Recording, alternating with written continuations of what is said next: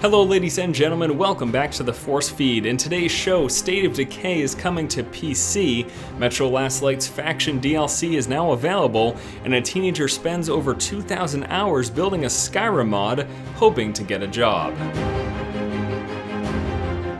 Alright guys, we are back. I know it's been quite some time since the last episode of the Force Feed. For that I apologize, but listen, I've got excuses. First I went to a bachelor's party, then I flew to San Francisco, then I got Lyme disease, then I had a wedding, then I saw my family. Wait, then I got Lyme disease. Yeah, I got Lyme disease. A tick bites you and then he gives you a disease and you get a fever and a huge ass rash on you get a huge rash on your back. It was a pretty terrible experience. I think I'm coming over it. I've taken my medications, antibiotics to be specific, and since I caught it early, looks like I'm going to be all set, so please fret not. And let's move on to today's gaming news. So first up today, State of Decay will be coming to PC. This is the zombie survival game that first launched on Xbox Live that a lot of people seem to really enjoy. During a recent live stream, Undead Labs founder Jeff Strain confirmed that a PC port of the game is in the works.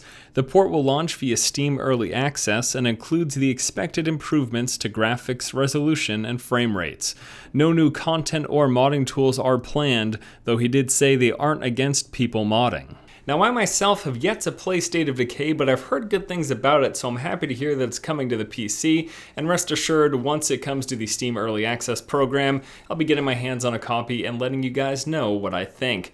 Next up in news, Metro Last Light's first bit of DLC, the Faction Pack, is now available, letting you play through 3 brand new missions. Factions adds 3 new single-player missions to the game, each focusing on different sides of the battle between the Red Line, Reich, and Polis Rangers. This is the first of 4 DLC packs planned for the Metro Season Pass. So I picked up the Metro Last Light Faction DLC pack yesterday, started playing through it and was having a lot of fun, and decided to do a playthrough series here on the channel. So you can watch that throughout the course of the next couple of weeks, or you could just pick it up for yourself. I've heard mixed things about some of the missions. Now what I've played through so far has been pretty fun, but apparently some people aren't entirely happy with factions, so I just wanted to throw that warning out there. Last up in news today, we'll be talking about the Skyrim Falskaar mod, which a teenager apparently spent over 2,000 hours on, hoping to get a job with Bethesda. Alexander J. Velicki spent a full year working on the Falskaar Skyrim mod that boasts 25 hours of new content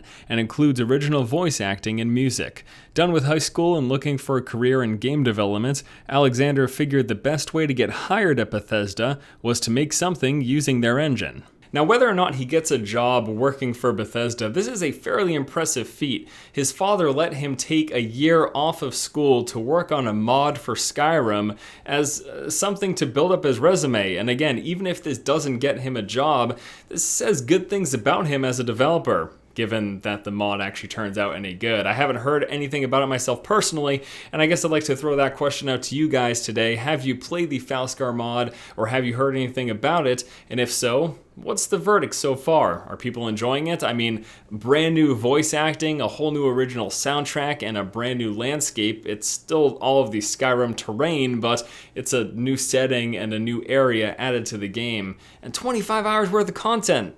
That's an impressive feat. All right, guys, that's going to do it for today's episode of the show. We've kind of mixed things up a bit. Might be continuing to do that in the future, trying to keep things spicy and fresh here on the channel. And no, that's not just the Lyme disease talking, or it might be the Lyme disease talking.